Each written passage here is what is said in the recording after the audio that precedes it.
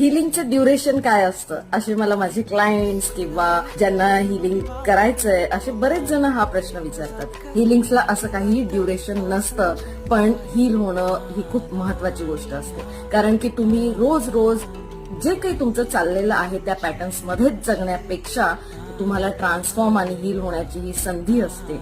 बऱ्याचशा ज्या काही आपल्या निगेटिव्ह एनर्जी आपण इतक्या वर्षानुवर्ष धरून बसलेलो असतो, जे काही वुंड्स असतात आपले, हे क्लिअर होतात, हे इरेज होतात.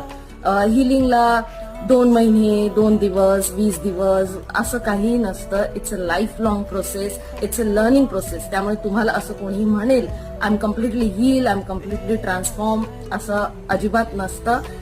फक्त यामध्ये असं असतं, ज्यावेळेस आपण हिलिंगला सुरुवात करतो, आपण ह्या प्रोसेसमध्ये येतो, त्यावेळेस आपल्याला किती रिॲक्ट करायचं किंवा आपण जे आधी इम्पल्सिव्ह रिॲक्शन देत होतो त्याचा अवेअरनेस यायला लागतो, आपण रिस्पॉन्ड करायला